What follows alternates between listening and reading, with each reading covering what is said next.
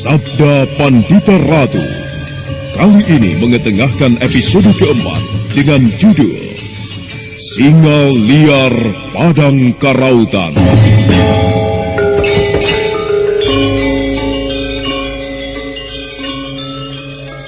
Dalam seri yang ke-111 ini dengan para pemain Heri Stiono sebagai Kertajaya, Jumali sebagai Haryo Rangsang, Petrus Urspon sebagai Senopati Rudro Pondo, Bambang Jeger sebagai Senopati Kebo Dampit, Haris sebagai Riung Selangkar, Ivonero sebagai Pinaka Swasti Ratu, Rifki sebagai prajurit, dan pembawa cerita Asdi Suhastra.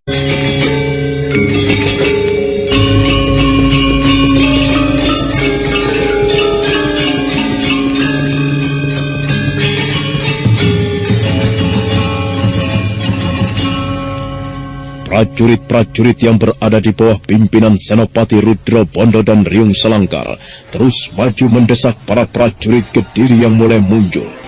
Suasana malam itu benar-benar mencekam. Dentingan pedang dan senjata lainnya mulai terdengar memecah kesunyian.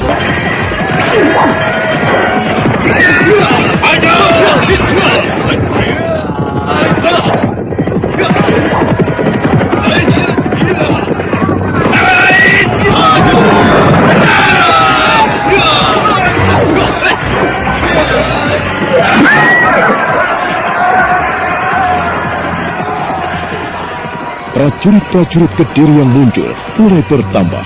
Mereka semua mencegat musuh dengan gencar. Sementara di ruangan pribadi raja, seorang prajurit jaga melaporkan tentang munculnya para perusuh. Rupanya para pemberontak mulai mengacak-ngacak ketentraman istana. Kurang ajar. Siapa pimpinan mereka? Sepertinya para prajurit pemberontak itu dipimpin oleh Senopati Rudro Pondo, tuanku. Setan alas. Rudro Pondo. Kurang ajar sekali. Rupanya dia diam-diam sebagai pemberontak. Hamba rasa dialah yang bernama Lintang Panjer Sore itu, tuanku. Senopati Rudro Pondo yang bernama Lintang Panjer Sore. Kalau begitu, tangkap dia hidup-hidup. Akan kupenggal dia kepalanya.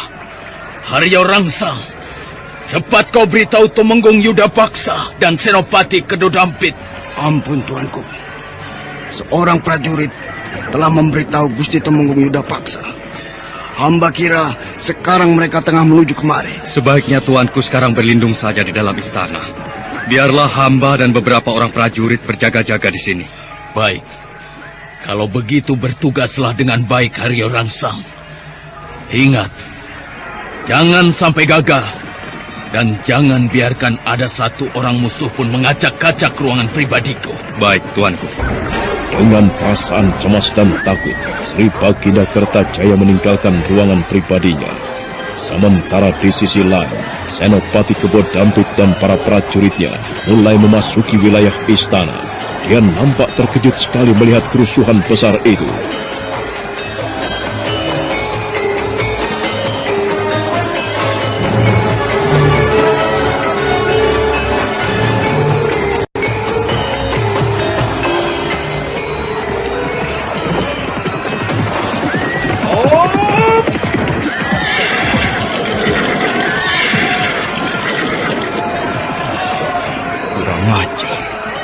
Senopati Rudro Pondo sungguh nekat sekali.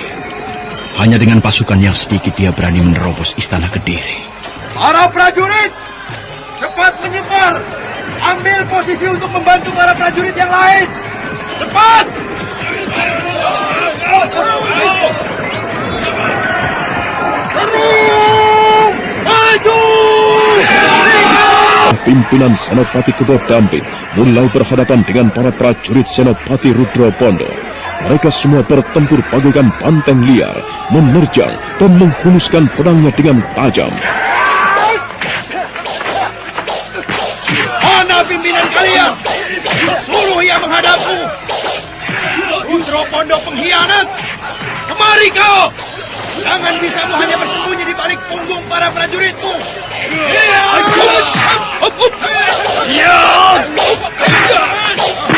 Kurang ajar. Kenapa kau berteriak-teriak memanggil Senopati Rudro Pondo? Hai, siapa kau berani bermulut lancang di hadapanku? Katakan siapa namamu? Namaku Riung Selangkar. Aku hanya seorang prajurit biasa. Tetapi sekalipun demikian, aku adalah orang kepercayaan Senopati Rudrobondo. Setan! Rupanya kau seorang begundal Rudrobondo. Katakan Riung Selangkar, di mana Senopati pengkhianat itu? Hai, untuk apa kau mencari pimpinanku? Kalau kau memang ingin berhadapan dengan dia, hadapilah dulu aku.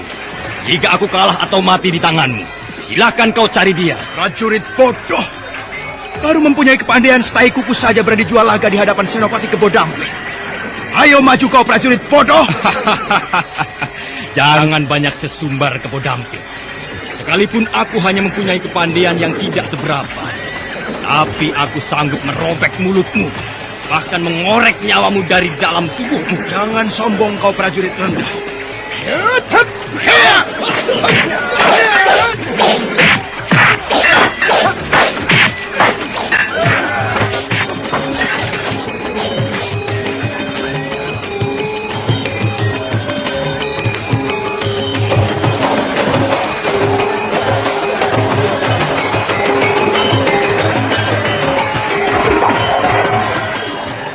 Senopati Kebodamping benar-benar geram.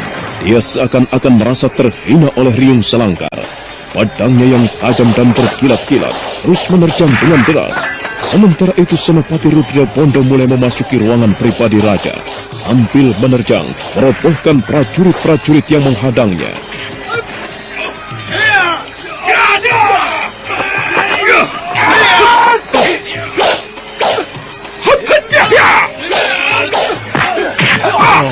Senopati Rudrobondo. Bagus. Kebetulan sekali. Prajurit! Minggir semua! Biar manusia pengkhianat ini aku yang menghadap. Rudrobondo pengkhianat! Hadapi aku. Jangan bisamu hanya merobohkan prajurit-prajurit bodoh. Aku lawanmu. Haryo Rangsang. Bagus. Bagus. Kalau kau memang ingin menghadapi aku juga sebenarnya ingin tahu sampai sejauh mana kehebatan Telik Sandi Kediri yang dikirim ke Gantar. Kau akan menyesal, Senopati Rudrobondo, setelah kau tahu siapa Haryo Rangsang ini. Apa sih kehebatanmu sehingga kau merasa dikjaya di hadapanku? Apakah karena pisau-pisau andalanmu itu? Kalau memang demikian, ayo tunjukkan semua pisau-pisaumu itu. Apakah ketajamannya mampu merobek kulit tubuhku? Sombong sekali kau, Rudrobondo. Sebenarnya aku tidak menyangka kalau orang yang bernama Lintang Panjer Sore itu adalah kau. Tapi memang kau pantas dicurigai sebagai penjahat. Karena selama ini sepak terjangmu sangat misterius sekali. Itulah kehebatanku sebagai Telik Sandi. Tidak seperti kau. Bisa menyelusup tetapi tidak bisa menjaga namamu sendiri. Sudahlah. Aku rasa kita tidak perlu mempersoalkan masalah itu. Kita memang tidak perlu mempersoalkan hal itu. Yang perlu kita lakukan sekarang adalah bertarung. Aku akan mencegatmu untuk melangkah masuk ke ruangan pribadi Sri Baginda ini. Hah, hebat sekali. Pangkat apa yang diberikan Kertajaya padamu sehingga kamu berkorban nyawa demi kepentingannya? Setan! Jangan urusi orang lain. Lebih baik kau jagalah dirimu dari serangan-seranganku ini. Iya! Paksa!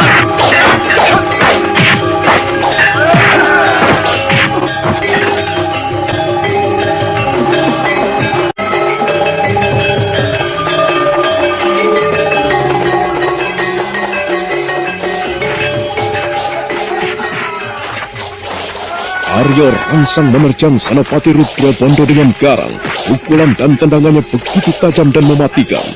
Namun Senopati Rudrobondo yang juga mempunyai kepandaian sangat tinggi, mampu membendung serangan itu dengan mudah. Dia berkelit ke kanan dan ke kiri. Melihat pukulannya selalu menerjang ruangan kosong, Haryo Rangsang semakin geram saja. Jangan bisamu hanya menghindar saja, Rudrobondo. Ayo, terjanglah pukulanku dengan ajianmu. Atau kau memang takut untuk menghadapi aku, ha? Seharusnya kau yang merasa mempunyai ilmu tinggi yang harus dapat memukul tubuhku. Kalau memang merasa tidak mampu menghadapi aku, menyingkirlah Haryo Rangsang. Biarkan aku masuk dan membunuh Raja Busuk itu. Keparat! Rupanya kesombonganmu harus ditutup dengan pisau-pisau ini. Coba hadapi kalau kau memang dapat menghindar seperti tadi. Kenapa bukan sejak tadi kau mengeluarkan pisau-pisaumu itu? Apakah kau menunggu kesempatan yang baik? Atau takut mempergunakannya lantaran kau tidak mempunyai persediaan pisau-pisau itu lagi? Bangsat! Bicaramu semakin memuakan saja, Rudra Bondo. Terimalah ini. Yuk!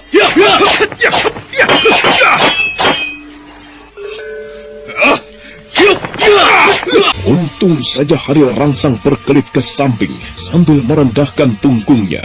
Jika tidak, maka 3 buah pisau miliknya sendiri akan berbalik menghajarnya. Senopati Rudra Bondo kembali memasang kuda-kudanya untuk menyambut serangan Haryo Rangsang. Sungguh hebat sekali serangan balasanmu, Rudra Bondo. Pantas kau berani mengadakan pemberontakan terhadap pemerintahan Kediri. Rupanya kau mempunyai ilmu kanuragan yang lumayan. Sudahlah, Haryo Rangsang. Ini bukan saatnya untuk saling memuji. Malam ini harus ada yang mati. Entah itu aku atau kau. Ayo. Keluarkan lagi semua kepandaianmu. Aku siap menyambutnya.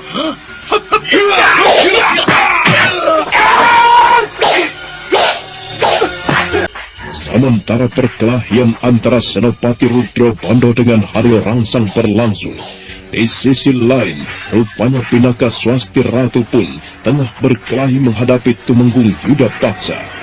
Perkelahian itu pun kelihatan berlangsung dengan seru. Tumenggung Yuda Paksa nampak geram sekali melihat pukulan-pukulannya dapat dipecundangi begitu saja.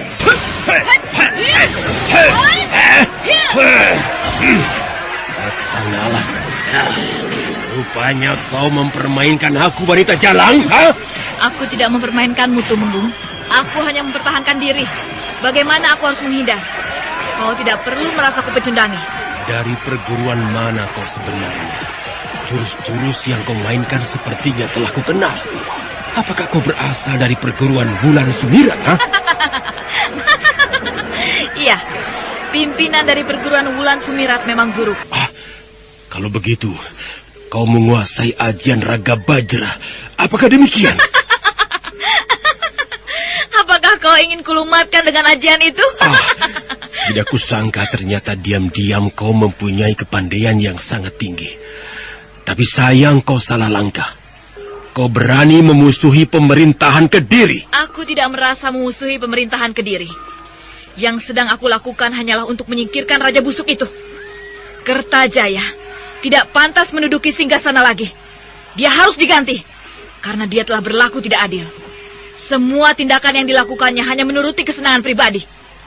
Tumenggung Yuda Paksa, kalau kau merasa sebagai pembela rakyat dan juga menjabat sebagai pembawa amanat rakyat, kau harus membantu kami. Kau lihat rakyat di sana. Mereka kelaparan dan tertindas atas sikap Kertajaya yang lalim itu. Aku tidak peduli dengan mereka.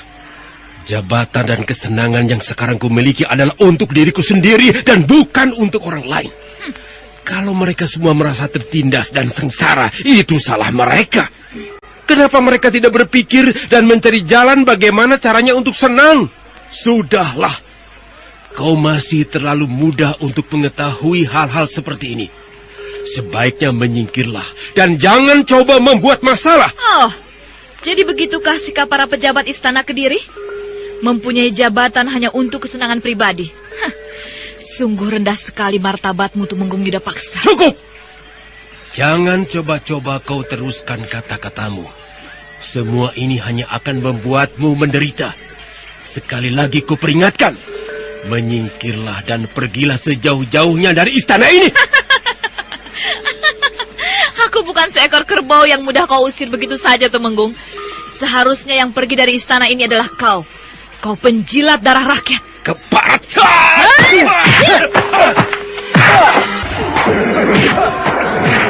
Marah yang meledak-ledak, Tumenggung Yudapaksa menerjang Pinaka Swasti Ratu sambil melampari tangannya dengan ajian Chandra Sabirawa. Tumenggung Yudapaksa benar-benar marah. Dadanya berdebar hebat setelah mendengarkan kata-kata Pinaka Swasti Ratu. Dengan tatapan mata yang tajam, dia pun melompat sambil melampari tangannya dengan ajian Chandra Sabirawa.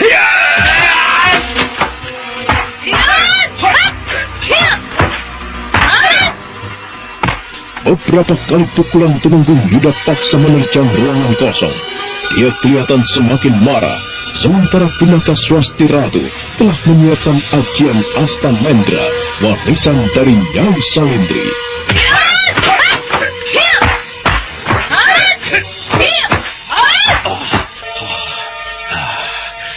Gila wanita ini, benar-benar hebat. Sekalipun usianya kelihatan masih muda, tetapi dia mempunyai kepandaian yang sangat luar biasa. Aku harus berhati-hati menghadapinya. Gerakan ilmu kanuragan yang barusan ia lakukan sepertinya aku pernah mengenalnya. Hei Tumenggung! Hai! Kenapa kau hanya memasang kuda-kuda saja? Tidak segera menyerangku? Aku sedang mengamati jurus yang kau mainkan, Nona. Sepertinya aku pernah mengenal jurus itu. Inilah jurus Aji Astanendra. Hah? Ajian Astanendra? Gila! Kau menguasai ajian itu. Apa hubunganmu dengan Nyai Salindri? Hah? Apakah kau cucunya? Aku bukan cucunya. Aku hanya sekedar muridnya. Tetapi sekalipun begitu, aku menganggap Nyai Salindri sebagai nenekku sendiri. Pantas kau menguasai ajian itu. Rupanya kau mempunyai hubungan dengan Nyai Salindri. Kalau begitu kau pun termasuk wanita yang berbahaya. Karena aku tahu siapa Nyai Salindri sebenarnya. Jangan kau samakan aku dengan mendiang guruku. Sekalipun ia termasuk orang jahat, tetapi aku sebagai muridnya belum tentu mempunyai peringkat yang sama.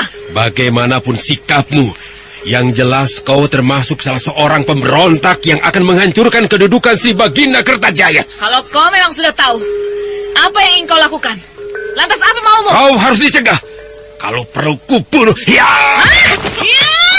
Kembali perkelahian terjadi.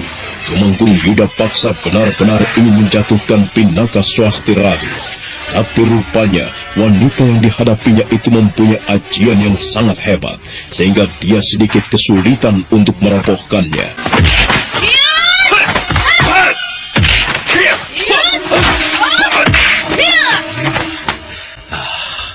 Wanita keparat, kalau kau memang merasa hebat, ayo, tahanlah seranganku ini. Jangan bisamu hanya berkelit dan menghindar saja. Baik, Tumenggung Yudapaksa. Aku juga mau tahu, apakah kau pun bisa menahan seranganku?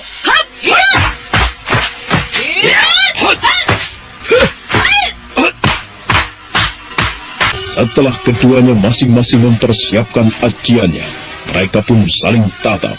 Dan tak lama kemudian, tiba-tiba saja keduanya melompat ke udara.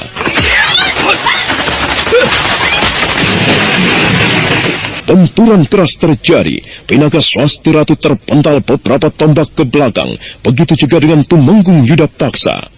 Sambil menahan rasa sakit dan menekan dadanya dengan tangan kanannya, Tumenggung Yudapaksa bangkit perlahan.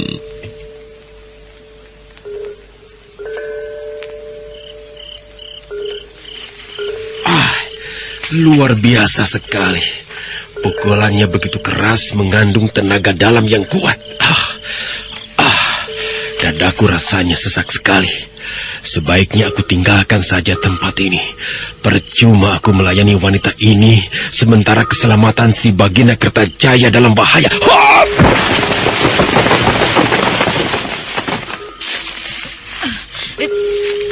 Kurang ajar.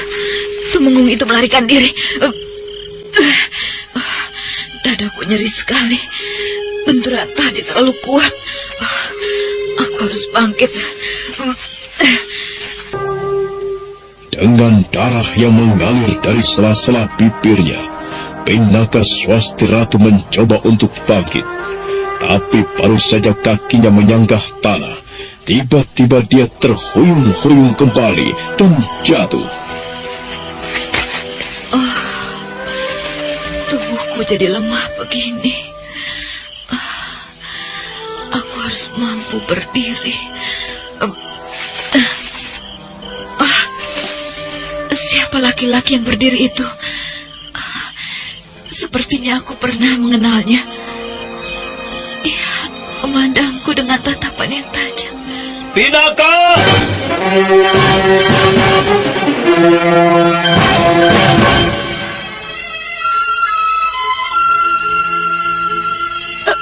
Kameswara. Tidak, aku tidak boleh bertemu dengannya. Aku harus pergi dari sini. Tapi, tubuhku lemah sekali. Tunggu, Pinaka istriku!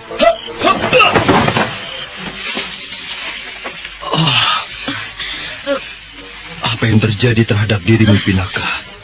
Siapa orang yang telah melukaimu? Oh, istriku. Aku begitu merindukanmu. Sudah cukup lama aku mencarimu ke sana kemari. Baru sekarang kita bisa bertemu. Oh, istriku. Kameswara, kenapa sikapmu tidak juga mau berubah? Kita masih bersaudara, Kameswara. Aku kakakmu dan kau adikku. Persetan dengan itu semua. Sudah aku katakan bahwa kau orang lain. Kita sama sekali tidak mempunyai ikatan persaudaraan, apalagi ikatan darah. Sudahlah istriku, jangan kau kecewakan aku. Apakah kau tidak kasihan padaku? Aku telah bersusah payah mencarimu ke sana kemari. Sungguh keras sekali hatimu, Kameswara. Kenapa kau harus bohongi dirimu sendiri? Aku tahu hati kecilmu mengakui bahwa aku saudaramu. Sudahlah, Kameswara. Ini bukan saatnya untuk bertengkar dan saling bersikeras untuk mempertahankan keteguhan hati. Kau lihat para prajurit yang sedang berjuang itu. Mereka semua tengah bertarung untuk mewujudkan kebenaran dan kemenangan. Tapi kenapa sikapmu masih saja seperti ini? Seharusnya kau malu. Darah. Tinggalkan aku, Kameswara. Jangan kau ganggu aku. Tidak, istriku. Kau harus ditolong. Lukamu sepertinya sangat parah sekali. Tinggalkan aku, kataku. Biarkan aku dalam keadaan seperti ini. Jangan sentuh tanganku. Aku tidak mau tersentuh oleh seorang laki-laki yang mengaku sebagai suamiku, sementara dia adalah adik kandungku. Hentikan kata-katamu, Pinaka. Biar bagaimanapun kau tetap istriku. Aku berhak berbuat apapun. Kau sudah terikat sumpah denganku. Jangan pungkiri itu. Cukup. Baik kalau kau tidak mau pergi. Hup! Pinaka istriku, tunggu! Dengan berlari cepat, Kameswara kemudian segera mengejar Pinaka Swasti Ratu. Sementara itu di ruangan pribadi raja, Senopati Rudra Pondo masih bertarung melawan Haryo Rangsang. Perkelahian nampak meningkat ke tataran yang lebih tinggi.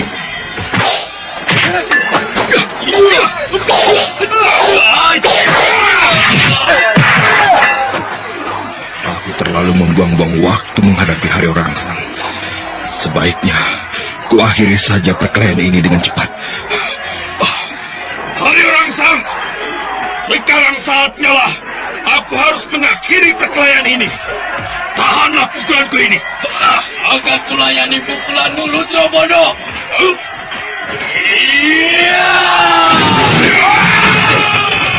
Benturan keras terjadi. Rudra Pondo terpental ke belakang beberapa tombak. Begitu juga dengan Haryo Rangsang. Namun malang bagi Haryo Rangsang, rupanya akibat benturan keras itu, dia tidak mampu lagi untuk bangkit kembali. Darah menetes dari sela-sela bibir dan hidungnya. Sementara Rudra Pondo sudah bangkit kembali sambil memasang kuda-kudanya. Rupanya kemampuanmu tidak seberapa, Haryo Rangsang. Ayo, bangkitlah. Kalau kau memang penasaran untuk merobohkan aku, ayo. Keparat kau, Rudra Bondo. Baiklah, sekarang aku kalah. Tapi nanti... Sudahlah, kau tidak perlu bicara lagi. Keadaanmu sekarang sudah sekarat. Kemungkinan besar, ajal akan segera menjemputmu. Nah, selamat tinggal. Aku akan segera mencari rajamu. Dia harus mati di tanganku. Tahan Rudra Bondo, tahan. Tanpa mendengarkan teriakan Haryo Rangsang yang terdengar lemah, Senopati Rudra Bondo langsung menerjang ke dalam. Ketika dia memasuki ruang peraduan raja, nampak Sri Baginda Kertaraja bersembunyi dengan wajah ketakutan.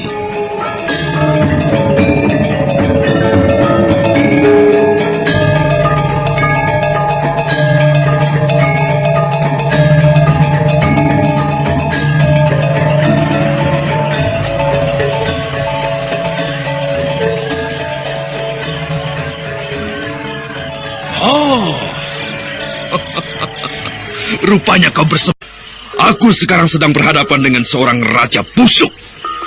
Raja yang bisanya hanya memeras rakyat saja. Sudahlah, Kertajaya. Kau tidak perlu banyak bicara dan banyak tingkah di hadapanku. Kau lihat keris ini? Benda ini bisa terbenam di perutmu. Jika aku mau melakukannya. Jangan, Senopati Rudra Bondo, jangan. Aku masih ingin hidup. Kau tidak boleh membunuhku. Siapa orang yang bisa melarangku untuk membunuhmu? Aku bisa berbuat apa saja jika aku mau. Nah, duduklah di situ. Dan jangan coba macam-macam. Lepaskan aku, Rudra Bondo. Lepaskan. Jika kau mau membebaskan aku dan menyuruh mundur para prajuritmu, aku akan menghadiahkan kau beberapa ribu kepeng perak murni. Diam, kataku, Raja bodoh. Aku bukan manusia yang mudah tergiur dengan harta semacam itu. Duduklah dan jangan macam-macam. Dengan wajah ketakutan, Raja Kediri itu tak berani lagi untuk bangkit. Saat Senopati Rudra Bondo tengah mengancam Sri Baginda Kertajaya, tiba-tiba saja dari arah pintu ruangan peraduan raja muncul Temenggung Yuda Paksa sambil menggenggam keris. Sri Baginda. Diam di tempatmu, Temenggung. Jangan coba-coba melangkah kemari. Kalau tidak ingin rajamu ini mampus di tanganku. Keparat pengkhianat. Tidak kusangka ternyata kau seorang mata-mata, Rudra Bondo. Iya, seharusnya kau memang bisa memandang jeli terhadap orang-orang di sekitarmu. Tetapi itu memang kebodohanmu jika kau sampai terkecoh olehku. Apa sebenarnya keinginanmu melakukan hal ini, Senopati Rudra Bondo? Sederhana sekali keinginanku. Aku hanya ingin Kertajaya runtuh dari singgasananya. Kemudian diganti dengan raja yang baru. Raja yang tidak mempunyai jiwa rakus seperti dia. Gila! Itu tidak mungkin. Sri Baginda Kertajaya tidak bisa turun dari singgasananya. Apanya yang tidak mungkin? Pemberontakan yang kulakukan ini justru ingin mewujudkan kenyataan. Sudahlah, Yuda Paksa. Kau tidak bisa berbuat macam-macam denganku. Sekarang yang penting, kerjakan apa yang kuinginkan. Kurang ajar! Kertajaya, perintahkan pada Temenggungmu. Suruh dia menyingkir. Kemudian perintahkan juga para prajuritmu untuk berhenti bertempur. Yuda Paksa, Perintahkan para prajurit Kediri untuk menghentikan pertempuran. Bagus. Bagus sekali Kertajaya. Nah, Tumenggung Yudapaksa. Kau dengar bukan apa yang dikatakan rajamu? Sekarang cepat tinggalkan ruangan ini. Kemudian perintahkan para prajuritmu menyingkir sambil melucuti semua senjatanya. Hei, apa lagi yang kau tunggu? Atau kau ingin melihat bagaimana aku membuktikan ancamanku? Lihat ini. Jangan Senopati Rudrabondo, jangan. Senopati Rudrabondo menekankan kerisnya ke leher Kertajaya penuh ancaman. Sambil menatap tajam penuh dendam, Tumenggung Yudapaksa mundur beberapa tindak. Hatinya benar-benar geram dengan apa yang dilakukan bekas senopatinya itu. Sekalipun Tumenggung Yudapaksa sudah mundur beberapa tindak, tapi dia belum juga beranjak dari tempat itu. Kenapa kau belum juga meninggalkan tempat itu? Atau akan kuulangi lagi tekanan keris ini ke leher rajamu agar terbenam? Kemudian ia mampus dengan menyedihkan. Kertajaya, cepat kau perintahkan dia untuk menyingkir. Aku tidak main-main. Cepat katakan. Yudapaksa, cepat kau menyingkir dari situ. Cepat. Apa kau ingin melihatku mati? Yudapaksa, kau dengar itu? Cepat menyingkir dan perintahkan para prajurit Kediri untuk menghentikan perlawanan. Setelah itu, perintahkan mereka untuk melucuti semua senjatanya. Kau mengerti? Cepat pergi dari tempat itu.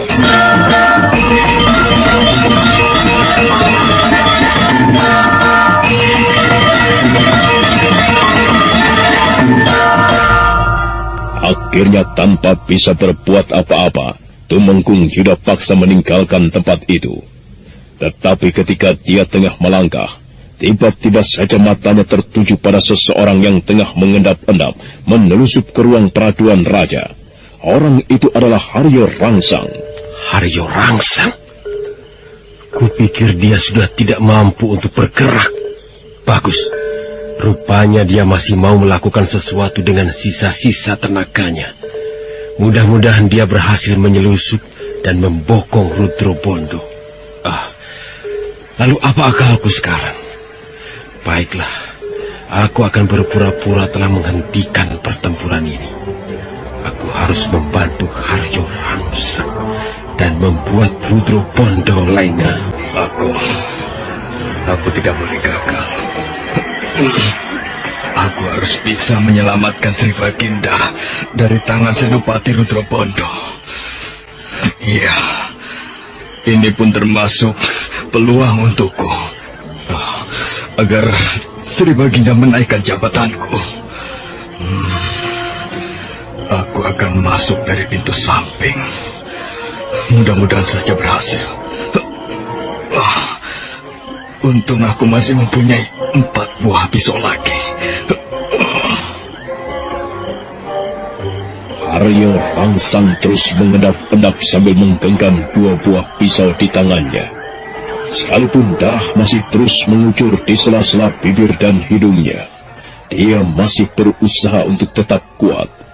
Sementara itu, Tumenggung Yudapaksa yang diperintahkan Rudrabondo sudah kembali muncul dan berdiri di ruangan depan peraduan raja. Aku sudah melakukan apa yang kau inginkan, Rudrabondo. Bagus. Bagus sekali Yudapaksa. Ternyata tidak sia-sia Sri Baginda memberikan jabatan Tumenggung padamu. Kau seorang Tumenggung yang setia dan berbakti.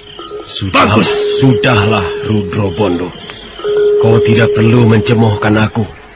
Apalagi yang kau inginkan, Senopati pengkhianat. Emosimu tidak pernah berubah, Yudapaksa. Selalu saja cepat marah. Sabarlah. Aku masih berpikir bagaimana caranya untuk menyingkirkan kau dan Raja Busuk ini. Keparat. Dia benar-benar telah menghinaku. Tunggulah saatnya nanti, Rudro Bondo. Kau pasti akan menyesal. Oh, Haryo Rangsang. Dia berhasil menyelusup ke ruang peraduan raja. Bagus. Kalau begitu aku harus mengecofkan Rudro Bondo. Dengan begitu ia dapat berbuat sesuatu untuk bertindak. Hei, Senopati pengkhianat. Apa sekarang maumu? Ayo katakan. Atau kalau kau memang seorang yang satria, ayo kita bertanding. Kita adu nyawa. Tunjukkan siapa di antara kita yang paling dikjaya. Apakah kau yakin bahwa kau akan menang melawanku? Kau pikir Tumenggung Yuda Paksa ini apa, ha? Aku bukan manusia rendah yang tidak mempunyai olah kanuragan. Ayo majulah Rudro Bondo. Jangan tunjukkan jiwa pengecut dengan menyandera Sri Baginda.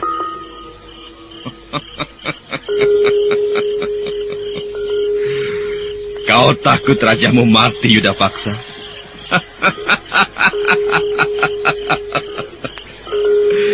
Manusia dungu apa kehebatan dari raja bodoh ini? Kau harus berpikir, di wilayah ini masih ada orang-orang yang pantas diangkat menjadi raja dan bisa memerintah dengan jujur.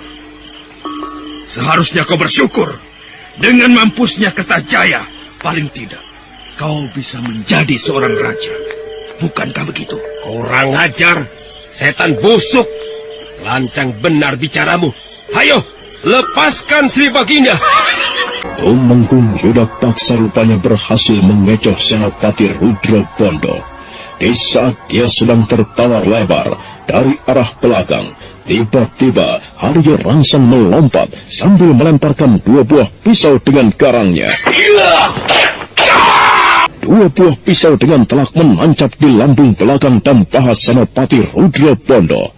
Tubuhnya sempat terhuyung-huyung ke samping, pandangannya sedikit berkunang-kunang, namun begitu dia masih berusaha untuk berdiri tegak.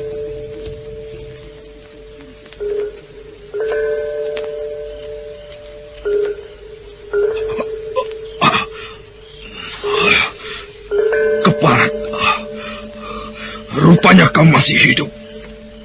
Haryo Rangsang. Sudah aku katakan bahwa aku akan menuntut balas. Kalau tadi kau menang, maka sekarang aku yang menang. Ajalmu sudah semakin dekat, Rudro Bondo. Aku yakin kau tidak akan mampu bertahan lama. Sekalipun aku dalam keadaan seperti ini, jangan kau pikir aku tidak sanggup menghadapi kalian berdua. Ayo, majulah kau, Haryo Rangsang. Dan kau juga Yuda Paksa. Haryo Rangsang, lindungilah Sri Baginda. Biar dia aku yang menghadapi. Ya Gusti Tumenggung. Sambil mencabut keris yang terselip di pinggangnya, Tumenggung Yuda Paksa melangkah dengan tatapan mata tajam. Sementara Senopati Rudro Bondo keadaannya nampak mulai lemah. 2 buah pisau Haryo Rangsang yang masih menancap di paha dan lambungnya segera dia cabut. Dan setelah itu, bagian perutnya ia lilit dengan selendang. Percuma. Sekalipun perutmu kau lilit dengan kain, luka itu akan tetap menganga dan kau tidak akan luput dari keris ini. Nah, bersiap-siaplah untuk menerima kematianmu, Rudro Bondo.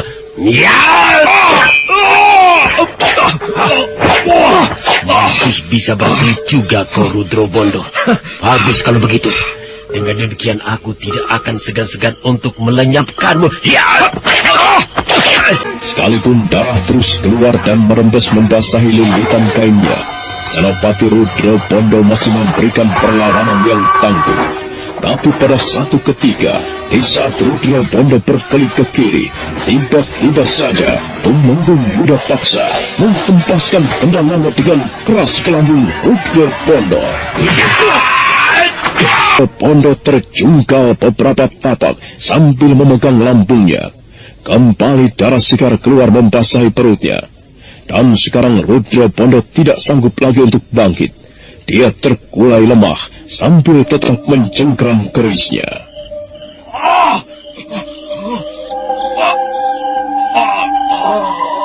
Lambungku.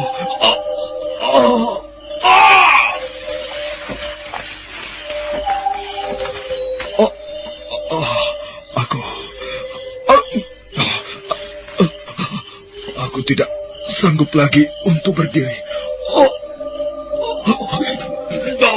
Lambungku sakit sekali.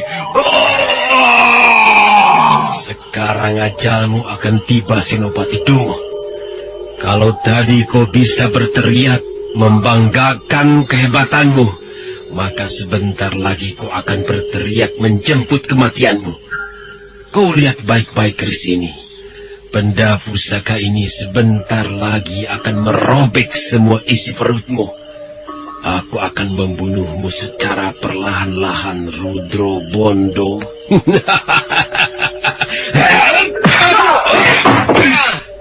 Keparat, siapa kau? Rupanya kau tidak mengenaliku lagi, Tumenggung Yudapaksa. Lihat baik-baik siapa aku ini. Oh, Rangga Lampitan. Iya, aku Rangga Lampitan. Oh, kaukah yang memimpin orang-orang di Ganter untuk mengadakan pemberontakan? Tanpa teteng aling-aling, memang akulah yang memimpin mereka. Sungguh memalukan sekali tindakanmu, Yudapaksa. Orang yang sudah tidak berdaya, masih saja ingin kau bunuh secara memalukan. Bukankah kau seorang Tumenggung? Seharusnya kau mempunyai perasaan dan perikemanusiaan. Jangan seenakmu saja melakukan tindakan. Aku bertindak bukan pada seorang tawanan Rangga Lampitan, tapi aku bertindak pada seorang musuh. Apakah aku salah jika ingin membunuh seorang musuh? Apalagi dia berani menentang kekuasaan seorang raja. Kau tidak salah, tapi caramu yang salah. Seharusnya juga kau berpikir, apakah raja atau junjungan yang sedang kau bela ini berada di pihak yang benar? Kalau dia berada di pihak yang salah, tidak seharusnya kau membantu dia. Apa pedulimu? Apapun yang kulakukan, aku tidak mau peduli apakah aku membela yang salah atau yang benar. Yang jelas aku melaksanakan apa yang diperintahkan junjunganku. Aku rasa bukan atas perintah junjunganmu, tetapi atas jabatan yang kau inginkan. Kau menginginkan jabatan yang lebih tinggi jika berhasil menyingkirkan musuh-musuhmu. Nah, bukankah begitu? Berdebah. Terlalu banyak bicara, kau Rangga Lampitan. Ya. Tumenggung Yudapaksa menyerang bagaikan macan liar. Kerisnya berkelebat dengan tajam dan mengerikan. Tetapi Ki Rangga Lampitan bukanlah manusia yang mudah dirobohkan. Dia berkelit dengan mudah, seakan-akan sudah mengetahui gerakan musuh akan kemana. Sementara itu, Haryo Rangsang yang telah mengamankan Sri Baginda Kertajaya sudah muncul kembali bersama Senopati Kebo Dampit. Kelihatannya kita harus membantu Tumenggung Yudapaksa. Ia sepertinya mulai kehabisan akal untuk merobohkan Rangga Lampitan. Nanti dulu. Kita jangan sembarangan turun tangan sebelum mendapat perintah dari Gusti Tumenggung. Kita lihat saja dulu perkembangannya. Kalau memang Gusti Tumenggung perlu bantuan kita, barulah kita turun tangan. Orang-orang Ganter, mereka pikir memberontak pada Kediri akan berjalan dengan mudah. Para prajurit mereka sekarang tinggal sedikit, dan sebentar lagi mereka akan binasa semua. Sungguh malang nasib orang-orang bodoh itu. Iya, seharusnya mereka berpikir sebelumnya bahwa tindakan ini adalah tindakan yang bodoh. Oh, Senopati, kau lihat itu. Sepertinya mereka akan mengadu kekuatan. Apakah Gusti Tumenggung mampu menundung kehebatan Rangga Lampitan? Kita lihat saja. Sepertinya dia mampu. Memang benar, keduanya sekarang tengah bersiap-siap dengan kuda-kudanya masing-masing. Sejenak suasana jadi hening. Mereka saling tatap, saling pandang. Dan tak lama kemudian, benturan keras terjadi. Keduanya terpental beberapa tombak ke belakang. Dinding ruangan peraduan raja ambruk terbentur tubuh Temenggung Yuda Paksa. Begitu juga dengan tiang penyangga ruangan itu. Tubuh Rangga Lampit sampai terbenam di reruntuhan itu. Kemana manusia bodoh itu? Apakah dia sudah mampus terbenam reruntuhan puing-puing ini? Mudah-mudahan saja ia mampus. Dengan begitu aku tidak perlu bersusah payah untuk mengeluarkan tenaga. Gusti Tumenggung, saya rasa dia sudah mampus tertimpa reruntuhan itu. Tadi saya melihatnya dengan jelas. Ia tertimpa tiang itu. Bagus sekali Haryo Rangsang. Dan kau Kebodampit, cepat seret tubuh Rudro Bondo itu. Bawa dia dan lemparkan ke dalam penjara. Baik Gusti. Ayo Senopati. Haryo Rangsang dan Senopati Kebodampit kemudian bergegas mendekati Senopati Rudro Bondo yang masih tergeletak lemah. Tapi baru saja keduanya melangkah beberapa tindak, dari reruntuhan itu muncul Ki Rangga Lampitan sambil menepis-nepiskan debu yang menempel di tubuhnya. Hei, Yuda Paksa, kenapa kau hentikan perkelahian ini? Apakah kau pikir aku sudah mampus? Ayo, kita lanjutkan. Ngajar. Ya.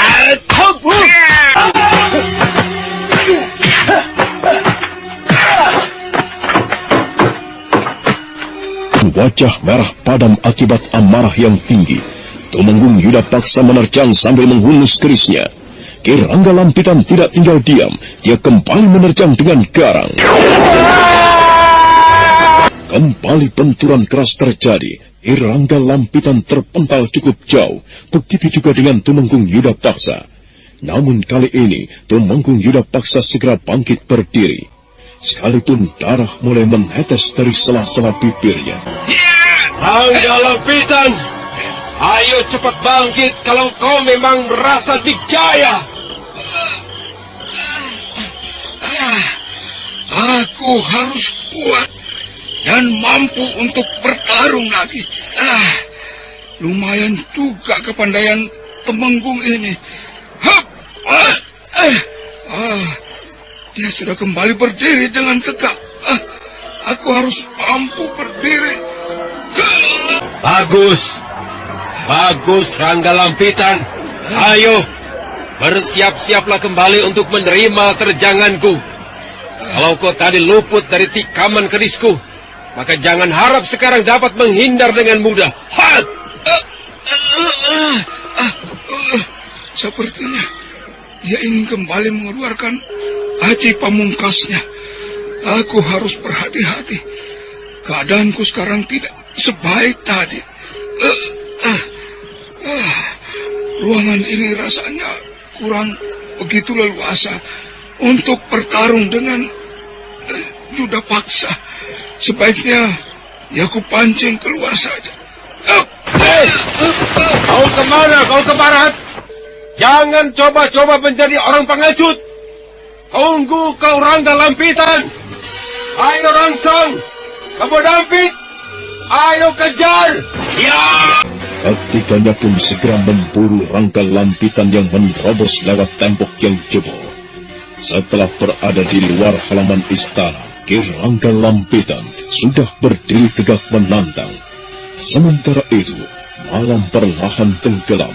Rembulan tua menyelinap kemudian lenyap, berganti cahaya kuning keemasan dari langit timur. Kenapa tadi kau harus berteriak-teriak seperti itu, Yuda Paksa? Aku tidak bermaksud lari dari tempat itu. Aku hanya ingin mencari tempat yang lebih leluasa untuk bertarung. Terus terang sajalah kalau memang kau ingin lari dari hadapanku, kau tidak perlu malu. Sungguh rendah sekali dugaanmu itu, Yuda Paksa. Tapi tak apalah, kemungkinan seperti itu pun bisa saja terjadi. Setapak pun aku tidak akan kubiarkan lari dari hadapanku. Apalagi dapat pergi dengan selamat. Ayo Rangsang dan kau Kebodampit, hadapi manusia keparat itu. Aku mau tahu apakah dia masih mampu untuk melawan kalian berdua. Baik, Gusti Tumenggung. Haryo Rangsang, ayo.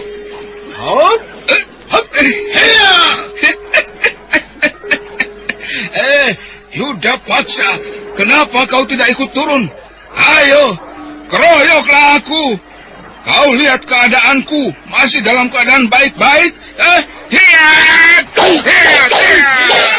Dengan sisa-sisa kekuatannya, Kirangga Lampitan berusaha melawan Senopati Kebo Dampit dan Haryo Rangsang.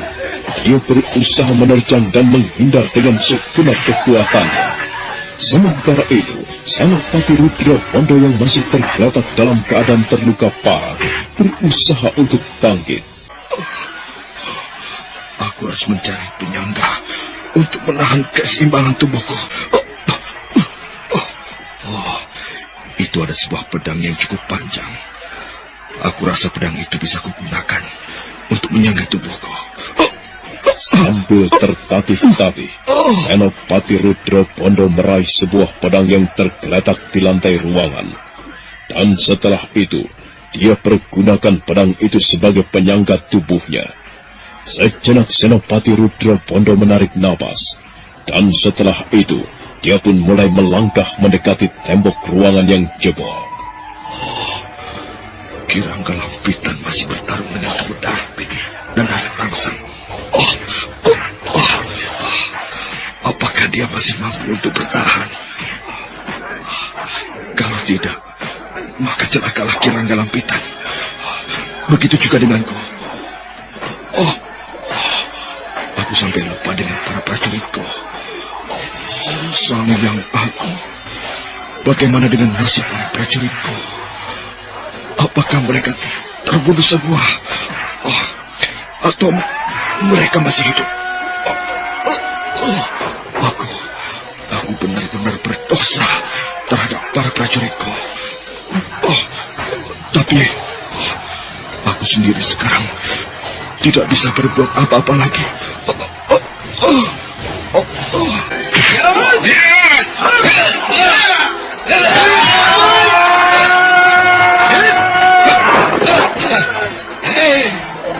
Rudra Pondo masih hidup. Syukurlah. Kalau begitu sekarang aku harus mencari kesempatan untuk membawanya pergi. Dia tidak boleh tewas. Dia harus tetap hidup. Aku harus mengecohkan mereka. Anggalampi, kenapa kau menghentikan perkelahian ini? Apakah kau takut atau tidak mampu melawan kami berdua? Siapa bilang aku tidak mampu melawan kalian berdua? Aku menghindar karena aku ingin memperingatkan kalian berdua. Menurut hematku, sebaiknya kalian menyingkir saja. Kalian bukan lawanku. Orang yang pantas menghadapiku cuma dia. Tumenggung bodoh itu. Kurang ajar. Jangan sombong kau, Rangga Lampitan. Kalau kau memang mampu menghadapi dua orangku, cepat robohkan mereka. Jangan bisamu hanya besar mulut saja. Wajar saja kalau aku besar mulut. Bukankah kau tahu sendiri bagaimana sebenarnya kehebatanku? Sudahlah, Yuda Paksa. Kau tidak perlu marah. Sebaiknya turun saja. Hadapi aku bertiga. Aku ingin membunuh kalian sekaligus hari ini juga. Kurang ajar.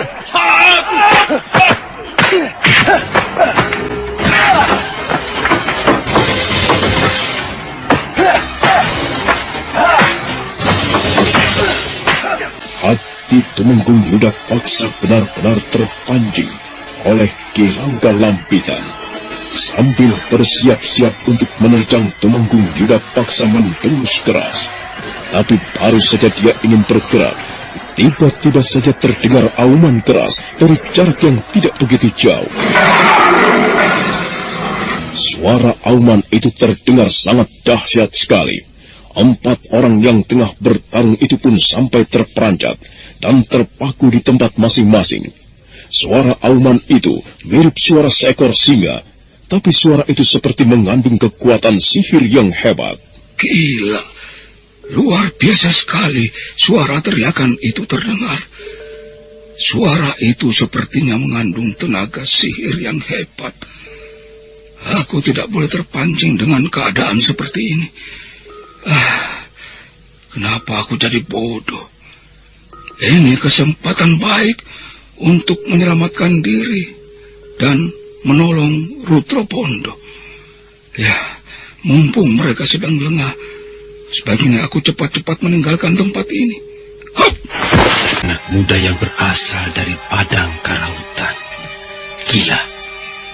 Kenapa anak muda itu sampai kemari? Apa yang dicarinya di sini? Apakah dia telah bergabung dengan para perusuh itu? Kalau memang demikian, celakalah keadaan istana. Orang itu cukup hebat dan luar biasa. Gusti Tumenggung. Suara apakah tadi? Suara itu kedengarannya begitu dahsyat dan mengerikan. Kedengarannya seperti suara seekor singa. Iya, itu memang suara seekor singa. Singa Padang Karautan. Saya tidak mengerti dengan apa yang Gusti Tumenggung katakan. Suara itu milik seorang pemuda hebat yang berasal dari Padang Karautan. Orang-orang mengenalnya dengan sebutan singa liar Padang Karautan. Luar biasa sekali. Erangan suaranya saja sangat hebat. Apalagi dengan ilmu kanuragan yang dimilikinya. Iya. Aku sendiri tidak bisa berbuat apa-apa ketika berhadapan dengannya. Matanya begitu liar dan tajam. Tapi aneh juga, kenapa dia bisa sampai kemari? Mungkin dia bergabung dengan orang-orang Ganter Gusti Tumenggung. Mungkin saja begitu. Tapi, tidak. Rasanya tidak mungkin. Aku tahu benar bagaimana sifat orang itu. Dia orang yang tidak mau berkumpul dengan siapa-siapa. Jadi mana mungkin dia bergabung dengan orang-orang Ganter? Suara arangan itu sudah berhenti, Gusti Tumenggung. Iya, tapi kita harus hati-hati. Siapa tahu dia berada di sini. Setan alas. Kemana Rangga Lampitan? Kurang ajar. Rupanya dia menggunakan kesempatan di saat kita lengah. Saya juga tidak tahu, Gusti. Setan! Kalau begitu cari dia. Kerahkan semua para prajurit kita. Jangan biarkan dia lolos. Tangkap Rangga Lampitan, cepat! Ayo Haryo Langsam. Rangga Dampit dan Haryo Langsam segera bergegas meninggalkan tempat itu.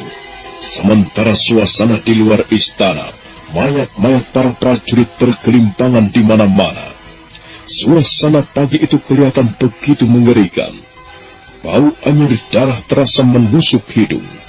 Setelah melihat keadaan dalam istana, Tumenggung Yudapaksa segera melangkah keluar halaman dengan wajah tegang.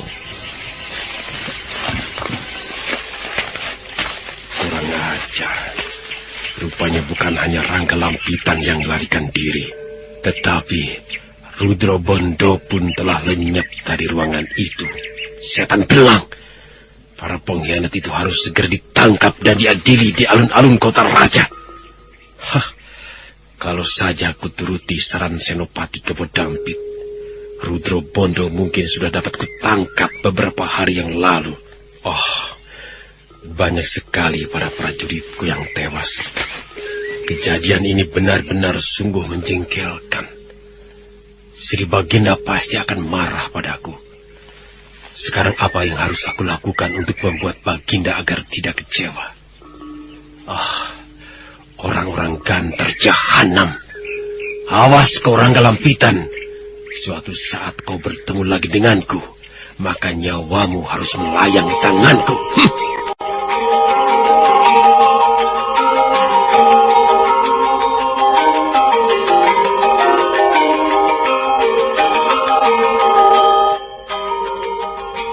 Sementara itu, di pagi yang cerah itu, nampak sesosok bayangan melintasi semak belukar yang tinggi. Bayangan itu tak lain adalah Pinaka Swasti Ratu. Dia nampak berlari seolah-olah tengah dikejar sesuatu yang menakutkan.